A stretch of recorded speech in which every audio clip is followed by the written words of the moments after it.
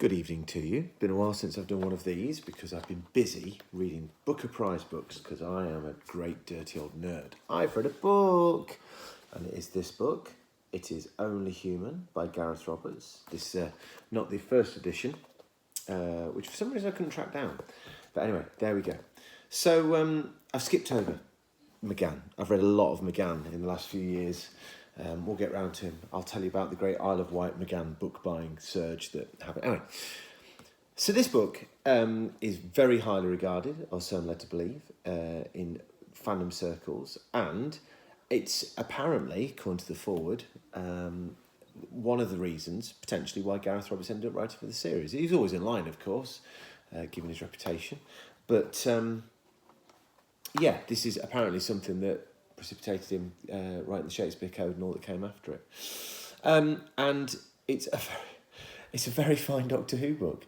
It takes a fairly unusual structure, I think, for the time it was written. I may be barking at the wrong tree there. But basically we get two narratives, one major, one minor. One of them is the Doctor and Rose travel back in time to sort out an incursion by some time travellers from the future, one of whom is a bad un, a right wrong un.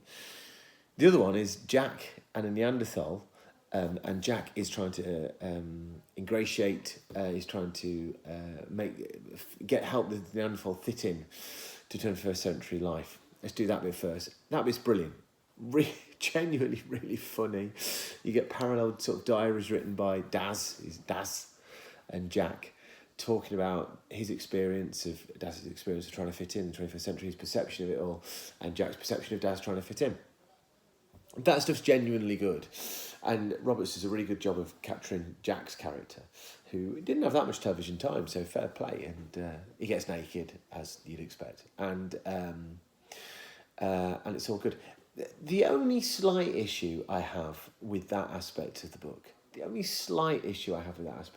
is that knowing Gareth Roberts via reputation, I kind of know some of his interests, some of his obsessions. He is a man who is very vocal with his opinions, for good and for ill. Let's say this again, I disagree with an awful lot of what Gareth Roberts thinks and says.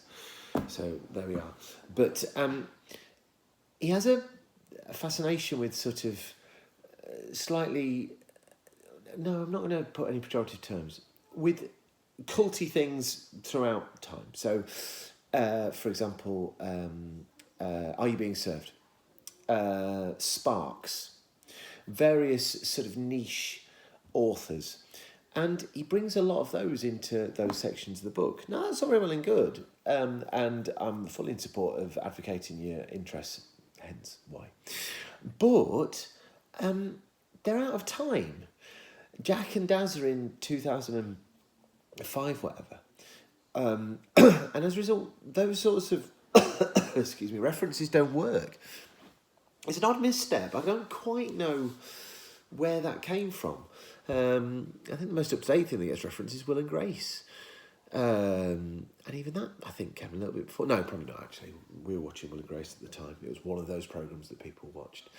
Also, in that section, you get a beautiful cameo from Jackie, which is really, really lovely. I like that an awful lot, so that's good. Anyway, that side of the book, very funny, very great, loved it. The other side is Doctor and Rose travelling back in time to sort out this incursion. And some horrible things happen to Rose in particular. Like some really quite difficult things. And this is a book that doesn't shy away from some fairly grim things. People getting drugged against their will, or in ways they didn't expect. Live evisceration. There's lots of really quite unpleasant stuff that happens in it.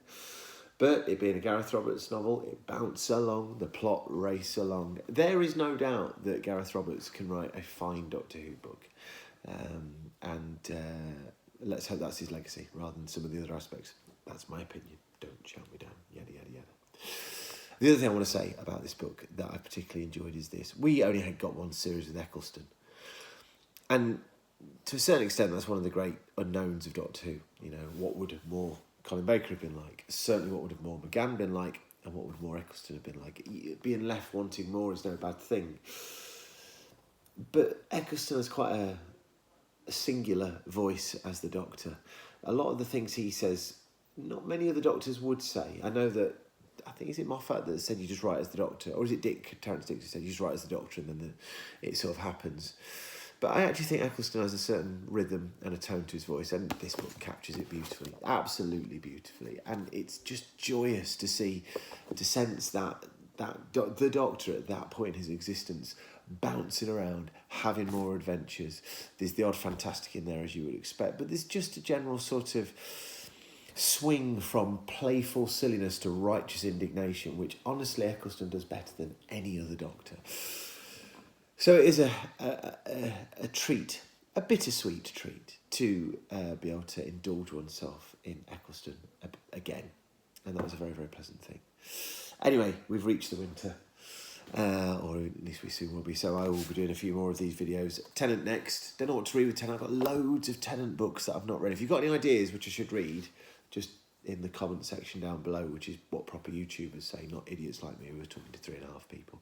But nonetheless, there we go. Only Human by Gareth Roberts, a fine novel, in a run of his very, very fine novels. Can't knock Gareth Roberts' Doctor Who books, can you? All good.